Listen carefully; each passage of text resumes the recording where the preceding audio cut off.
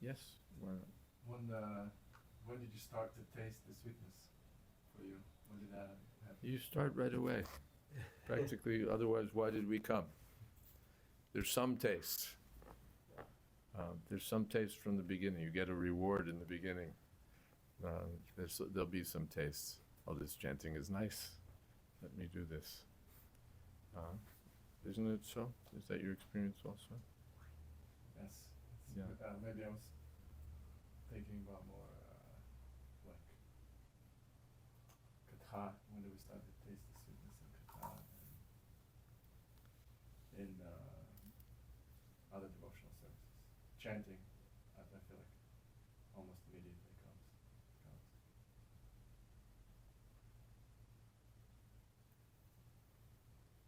And the Krishna Katha, in the beginning, of course, the pastimes of Krishna are so, but when I joined, there were no pastimes, practically. Krishna book had not yet been published. There was something known that Krishna lifted Govardhan Hill, but there wasn't much information. Of course, Prabhupada was speaking about Nrsingadev. We got a little bit, but the personal activities of Krishna were not yet fully exposed. But Krishna's instructions on Bhagavad Gita is also Krishna Katha. And we can experience that this is like revolutionary in our lives. I'm not this body. In the Bhagavad Gita, Brahmabhuta Prasannatman Shochuti Nakankshati.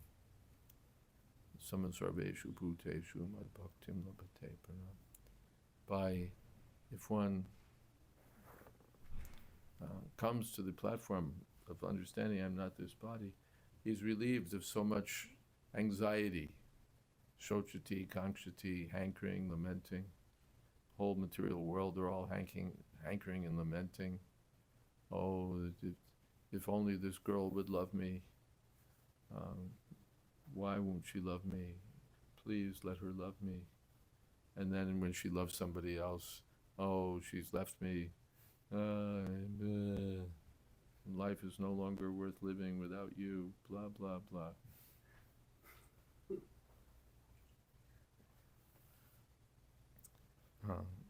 Shochati, kankshati, hankering for money, hankering for sense gratification in so many ways, and lamenting when we lose it. In other words, in material consciousness, life is miserable. We don't have a clear purpose in life. We don't have a clear understanding of what's going on with us and what's going on with others. We're toys of the material energy and suffering. But when one understands I'm not this body, prasannatma, he becomes joyful. Just like a man released from jail or released from, released from a trap or something, he becomes joyful. Just relief. Just relief.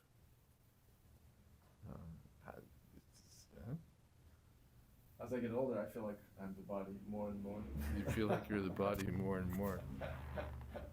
When I was younger, I didn't feel like a body, but now No, the body feels like the body, but the body feels like the body. That's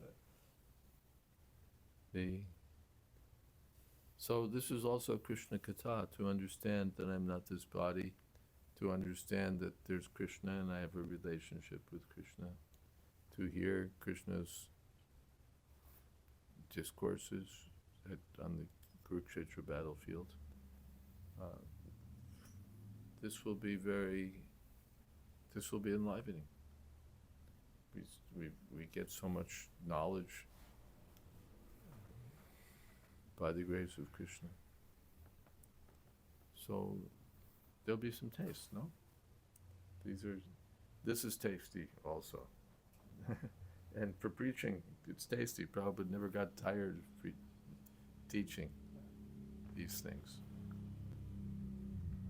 So in the beginning, Krishna's activities at Kurukshetra, speaking Bhagavad Gita. And then there may be, we become, what else about Krishna? And there's topics of Bhagavad Gita, Srimad Bhagavatam.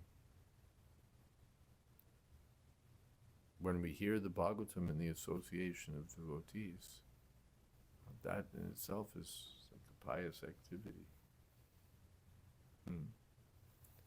And by hearing, one travels on the path of liberation. Shraddha Ratir Bhaktir Anukamishati, step by step. So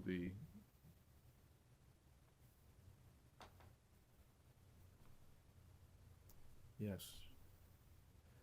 So there's a taste, at least something. But the pure devotees, Vayam Tuna Vitripyama Uttama Shloka Vikrame, Yach Trinvatam Rasagyanam Svadu Svadu Pade Pade, and they never tire of hearing about Krishna.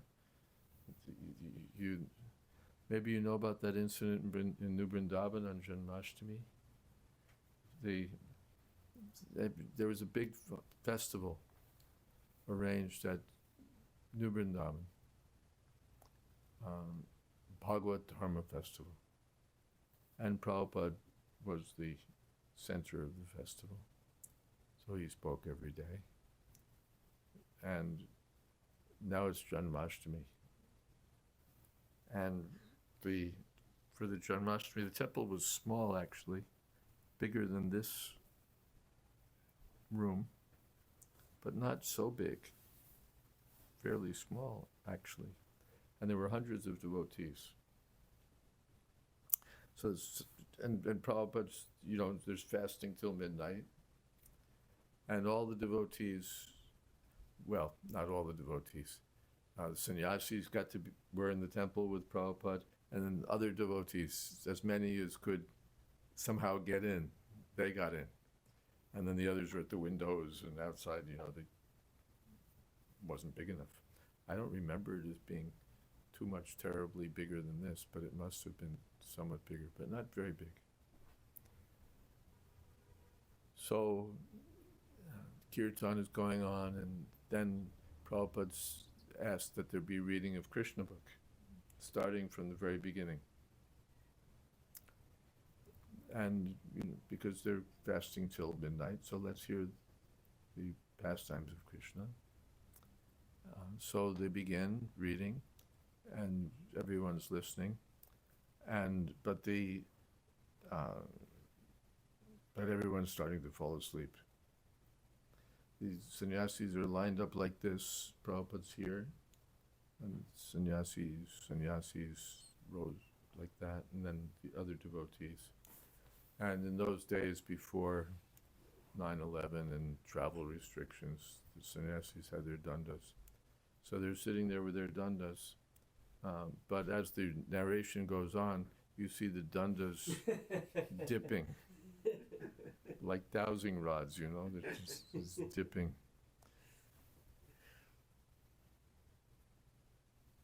Both sides, it's very good.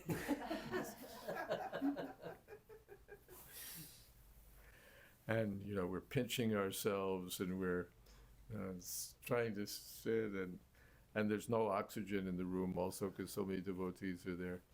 And maybe the devotees who are so eager to get in, some of them might now be eager to get out. And narration's going on.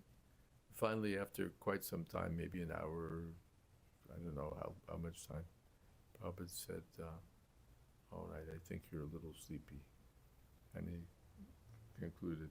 They got as far as the prayers by the demigods for Krishna in the womb. Not prayers by the personified Vedas, no, that's too far along, but prayers by the demigods for Lord Krishna in the womb. But Prabhupada was sitting, and listening with great interest. So that's the difference. In the beginning, it's like, we're kind of like dead men walking. But in the what is that, enlivened stage, then one feels happiness. Oh, let's hear more, let's hear more, let's hear more. Was the narration done in English? Excuse me? The narration, was it in English or in Yeah. Bengali? The narration was in English. English, yes, English.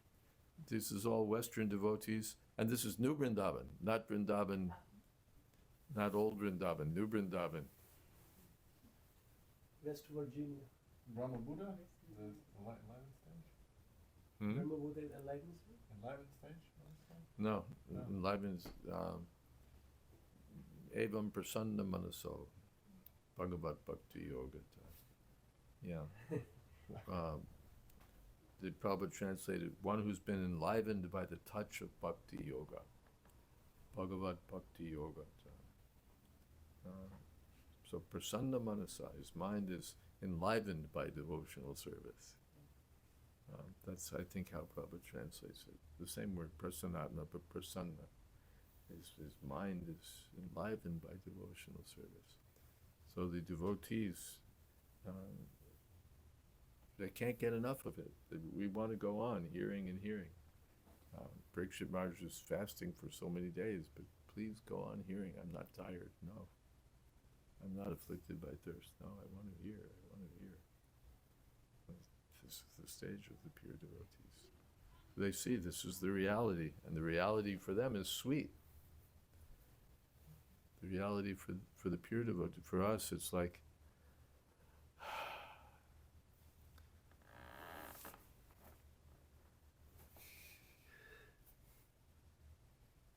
like we're chanting. Gaur Govinda Maharaj pointed this out one time, that we're chanting like this, Hare Krishna, but our finger is going like this, like, where's the, right? Skipping. No, looking for the end of the, have I reached the end of the strand, right? One is chanting Hare Krishna, please. When it's going to finish. But this finger, he's looking, where's the end? Isn't that the aparat right there? Yeah, that's offensive. Well, not like that. Okay, let's do it properly. Yeah, so it's like this, but this finger, I guess, with this finger, he's chanting, but he's waiting. Where's the end? When are we, how? Okay, we're on the smaller beads now. We're getting toward the end of the round. He's enlivened by that the round is going to end.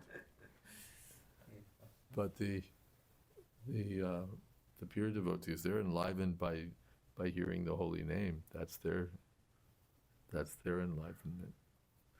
So, Duradaiva Idrashami Hajani Nanuraga. And Lord Chaitanya said that I'm so unfortunate I have no taste. All the potencies of Krishna, all the sweetness, everything is there in the holy name, and I have no taste. And, 16 rounds.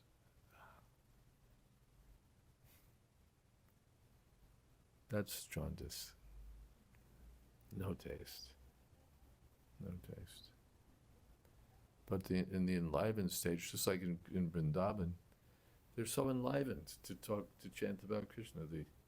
The neighborhood ladies come and they lodge complaints about Krishna. Krishna's doing this, Krishna's doing that. It's all a pretext. They're not unhappy about it at all, but now they have an excuse for talking about all these activities of Krishna. The Yashoda Mai is churning butter, and while churning, she's singing about the pastimes of Krishna, and that's her happiness. The materialists, they have the opposite taste. They have a taste for politics, prajalpa, gramya katha, criticism of others. For that, they have plenty of taste. Sports, New York Times, it's like so thick, and it's all useless. Nothing is, all temporary topics, half of, a lot of lies. In the political section, lies and half-truths. And then we come to the sports and the finance and this and that, and everybody's like, you get into the New York Times and you don't get out till like half an hour or an hour later because the topics are so important. And this is the disease of Maya. We have a taste for Maya, but we don't have a taste for Krishna. Maharaj, can I have a question about the clearance stage? Hmm. Which are the signs that we already in that stage, the clearance stage, that we are trying to avoid the offenses? Well, you'll see that now I'm chanting and I'm paying attention. That's not that I'm chanting and, oh yeah, I have to do the laundry, and yeah, how am I going to get to that program? I'll have to take a bus, or maybe I'll take a taxi, or maybe I'll do this, or maybe I'll do that. And why did this person write this letter about me? Why did he write that about on Facebook about me? And blah, blah, blah, blah, blah, blah. Yeah, on, and mind is like uncontrolled. So it's the worst enemy, but when the mind becomes controlled, it becomes the best friend. And one will see, oh, I'm chanting and I'm hearing. I'm chanting and I'm hearing with some interest. This is nice. Is that okay? His chanting is directly connected with the association with devotees. Yes. Our association with devotees. Yes. What is that? Satam prasangad mamavirya samvito. In the association of devotees, the potency of Krishna Katha is realized. Yes. But it becomes virya, powerful in the association. It's already powerful, but the power is realized when we associate with devotees. Yes. I have a question, but it's not on the topic of our discussion today. Is that okay? What do you think? Should I take it? Yeah, sure. Okay. I've been just always interested to know, when we talk about Krishna, we say that he left Earth 5,000 years ago, shortly after Mahabharata, right? The events of Mahabharata.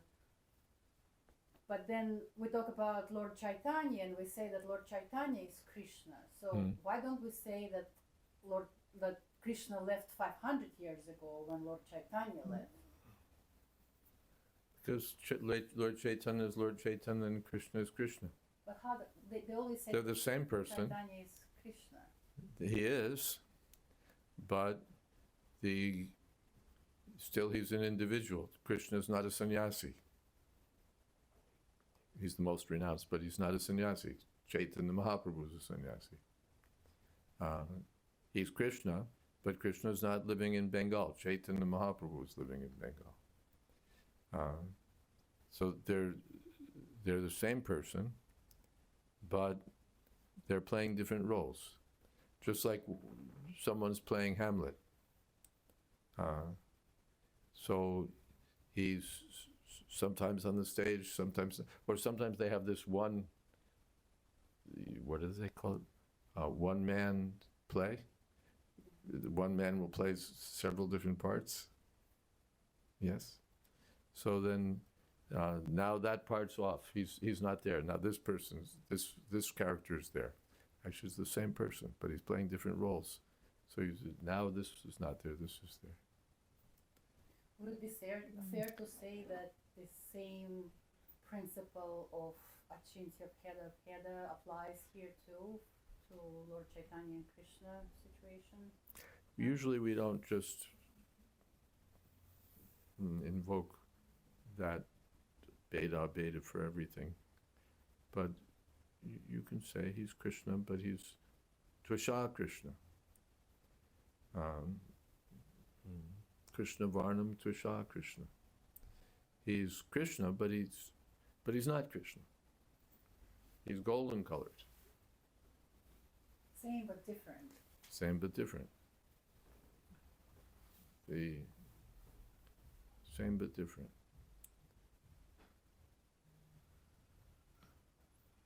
So you can say that we say Krishna came 500 years ago as Lord Chaitanya. But he didn't come as Krishna, he came as a devotee of Krishna. So it's the same Krishna, but still different. Different role. Different role.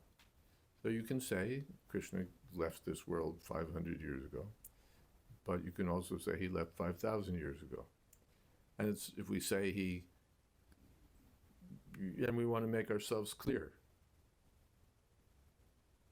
So we say he came as Krishna, he came as Nrsimha, he came as Varaha, he came as Lord Chaitanya.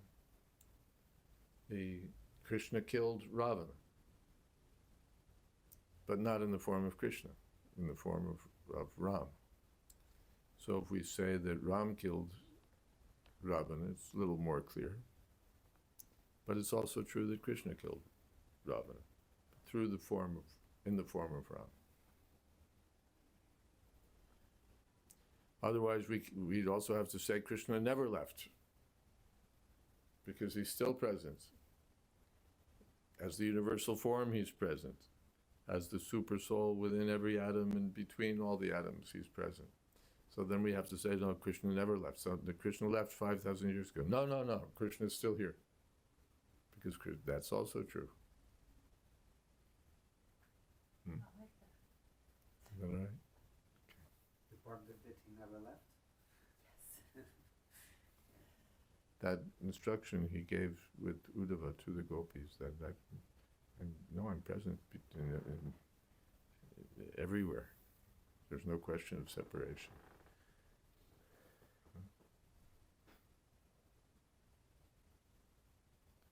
But from another point of view, if he doesn't leave Vrindavan, then there's no separation, no feelings of separation. So in his pastimes he leaves Vrindavan. But actually he never leaves Vrindavan. Vrindavanam pratyajam paramekam nagacchati. Is that okay? Something else?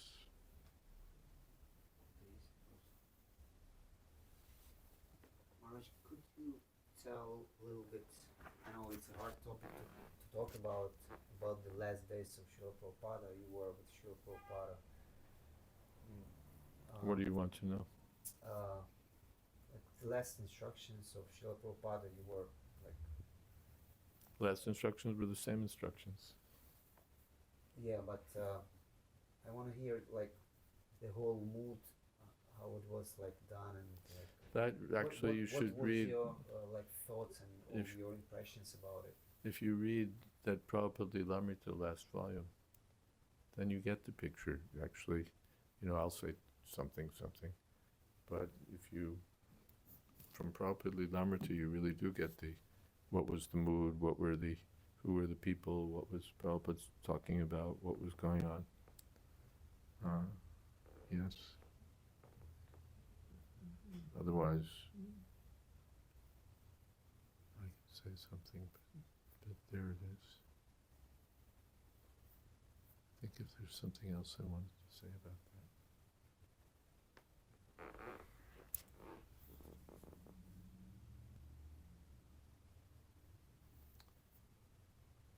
Yeah, It's, there's also, yeah, okay.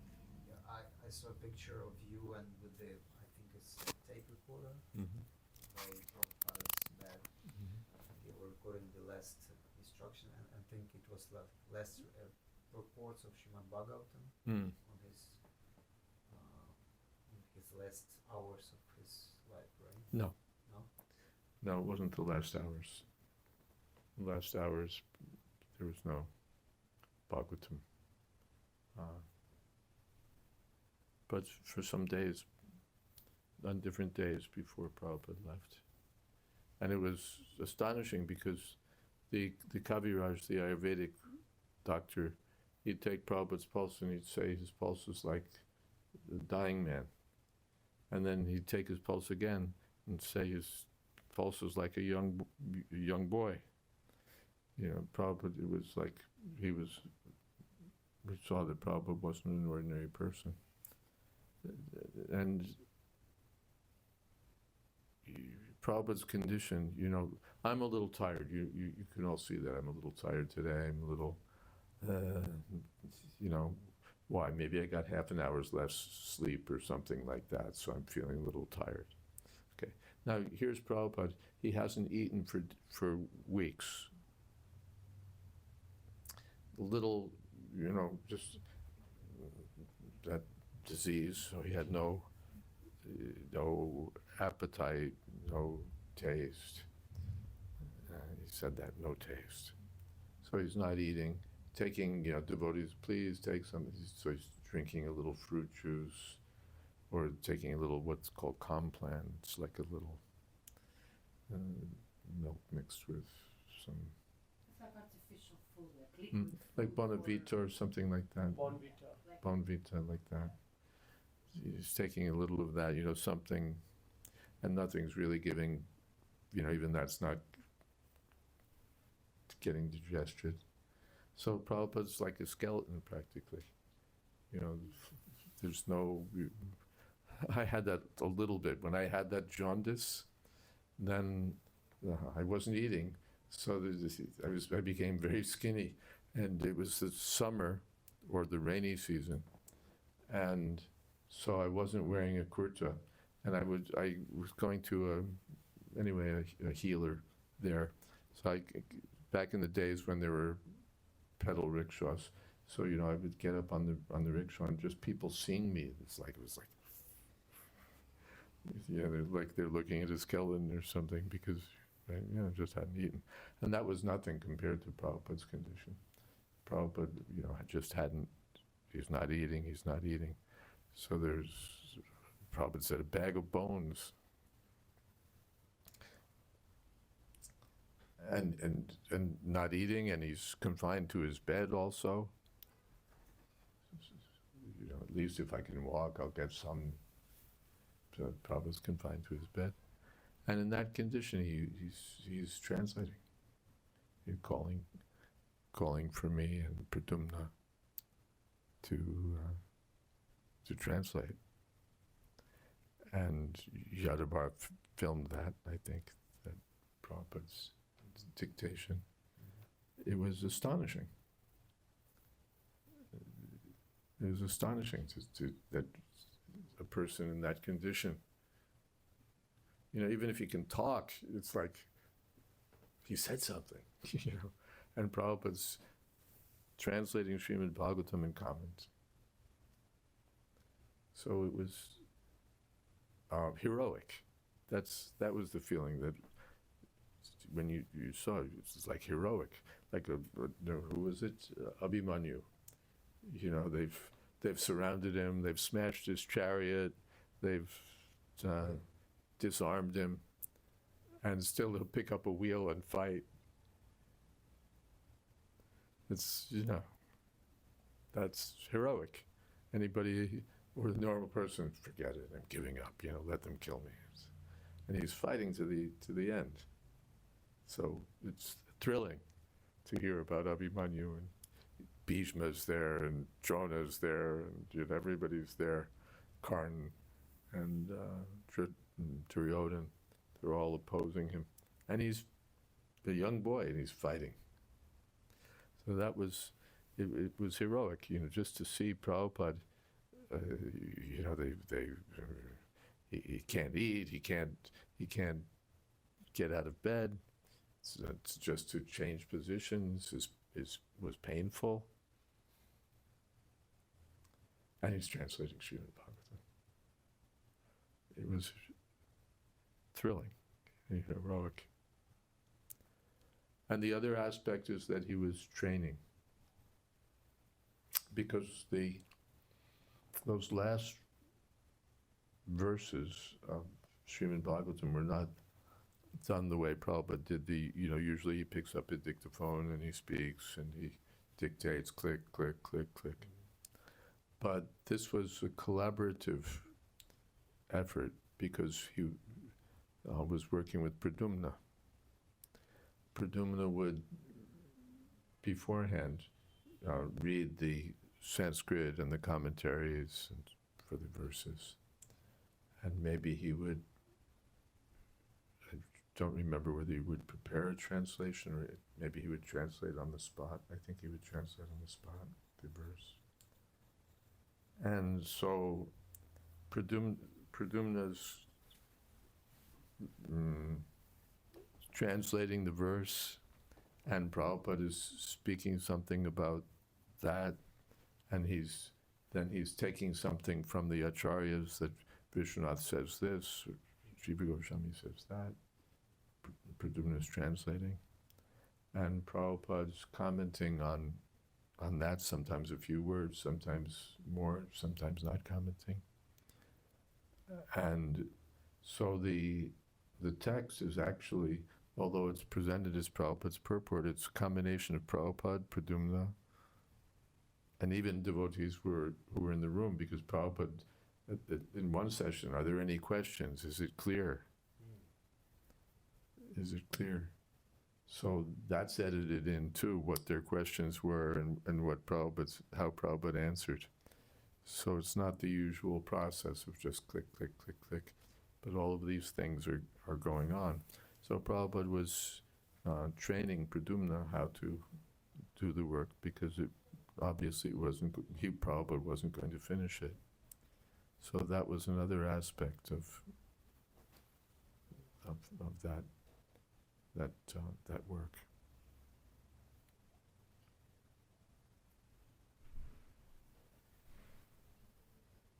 Can I ask you, when Prabhupada died, you were fairly young man still, right? I was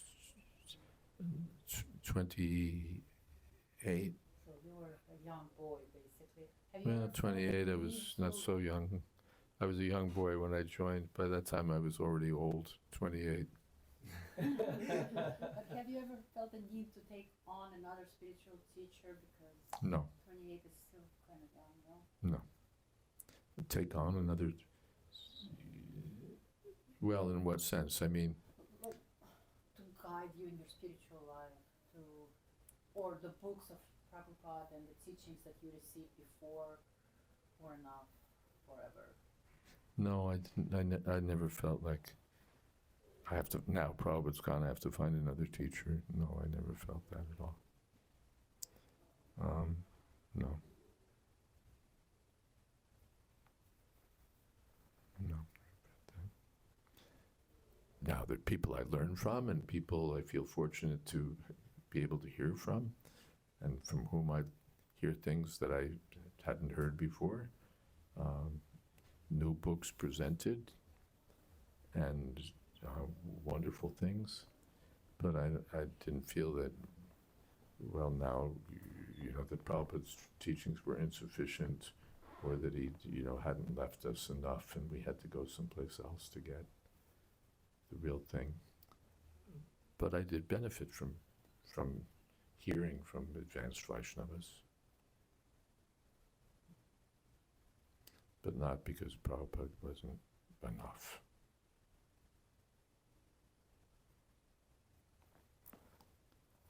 Maybe this question arises from this phrase that we all have to have like the live guru. So Yeah, I tell you, that's why the question arises. Yeah, and it's really, when Gaur Govinda Maharaj left, he was a very powerful Vaishnava, and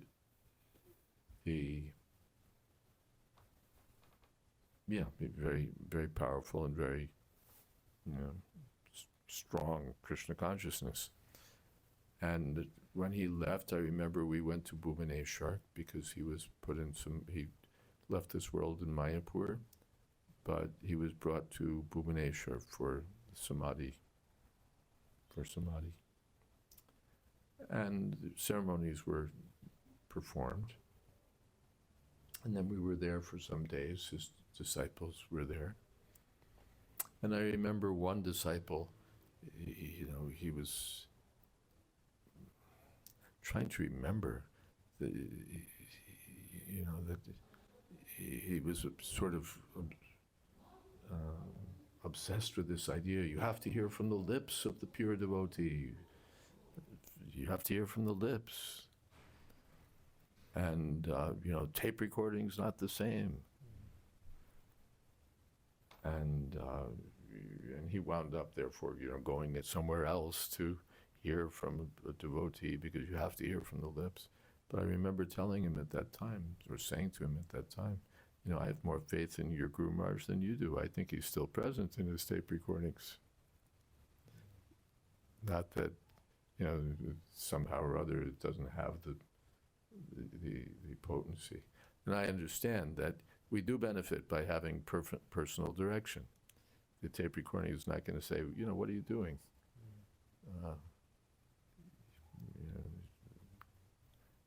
You're not supposed to do that. The tape recording, so it's helpful and desirable and healthy to have the direction of living Vaishnavas, but not that my spiritual master somehow is like his instructions no longer work because now they're only mechanical. Some device is giving the instruction and not the spiritual master himself. It's not the right understanding. Sometimes devotees, they have this kind of limited vision of Guru Tattva. They limit themselves to Diksha Guru only. And when Diksha Guru is passing away and they don't have any Shiksha, no relations between Shiksha Guru and them, and no senior devotees who would guide them, that's why they feel lost. That's why this kind of... Even if there was no one else, what is that? The dedication. He lives forever by his divine instructions, Right. and the follower lives with him. Even if you're on a desert island and your Guru Maharaj is not there or has left the world or whatever. I mean, think about it. From 1966 to 1977, how much, personal, intimate association did we have with Prabhupada? He's traveling all over the world. He'd come to America in the summertime, come to New York, make his way to New York, maybe Washington, Philadelphia, a few places. Then he'd go to Chicago, then he'd go to Los Angeles, San Francisco, if he was going in that direction. Otherwise, then he'd leave the country, then he'd go to Hawaii, then he'd, travel to other places. How much time did, the early days, everybody was sitting here in the storefronts and every day they'd be with Prabhupada, but by the time I joined, if you got a few weeks at a time, that was a big deal. And if you got like 2 months in a year, that was like probably a large quota. That means 10 months maybe, that no personal association, physically speaking. But everybody's going on, everybody's enlivened, everyone's chanting Hare Krishna, everyone's distributing books, everyone's, they're not feeling. They're enlivened by Prabhupada's personal presence, although he's not personally present.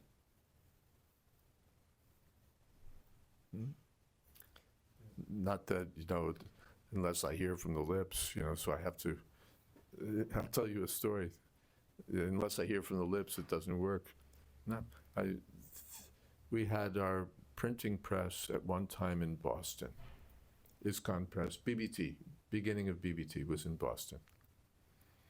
And we were producing Prabhupada's book, Second Canto at that time. And all the, work for getting it together. And we had a crew, 15 devotees, maybe something like that, artists and whole Sanskrit editors, English editors, typists.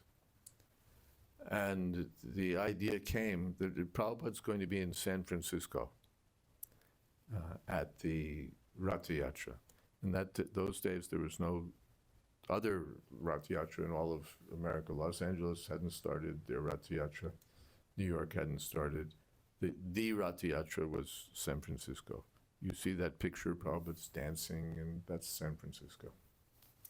So the press manager had the idea that we could all jump into a van and drive day and night across the country. I think it takes like 3 days. 3 days. Hmm? Around 40-something hours. 40 something, so it's 2.5 days, 3 days to drive across country. If you're going nonstop. So we could all jump into a van and drive nonstop and join Prabhupada for the Rath Yatra.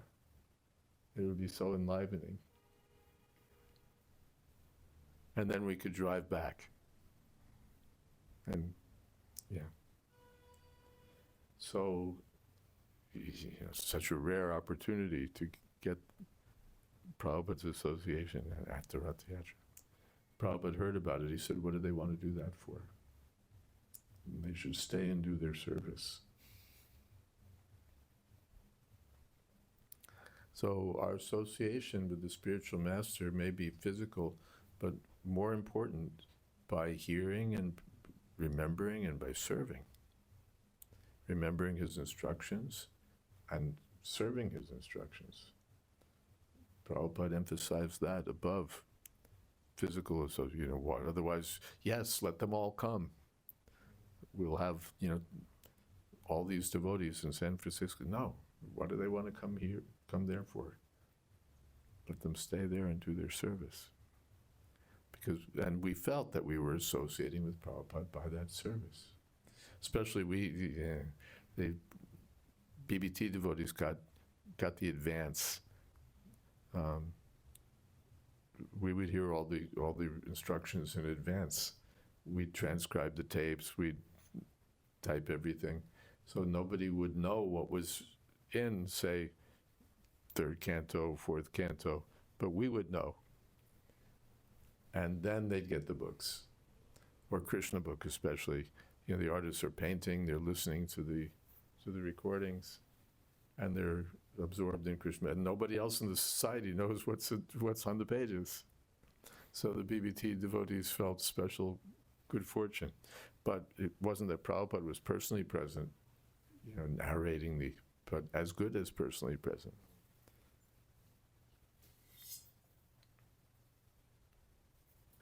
In this kind of subject, maybe you could a little bit talk about the importance of developing relations with Shiksha Guru. Shiksha Guru? Yeah, Shiksha Guru, Prabhupada said, means who helps you follow the instructions of your Diksha Guru.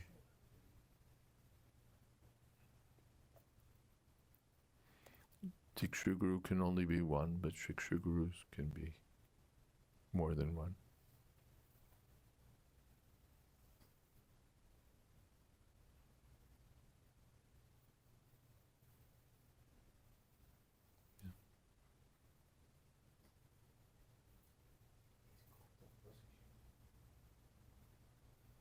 Если нужен перевод, просто скажите на русском, я переведу. Maharaj, in Chaitanya Charitamrita, Adi Leela, first chapter, the title is Spiritual Masters. So the whole chapter is all about spiritual masters, Diksha Guru and Siksha Guru. So they are more into it. Yeah, there it said that the Shiksha Guru and Diksha Guru are equal and identical manifestations of Krishna. Finally, Krishna is the spiritual master. And he appears in the form of the Diksha Guru, Shiksha Guru, Super Soul. In different ways he appears to help bring the living being back to Godhead. Okay. Is that okay? Yeah, that's Okay. thank you so much. Thank you.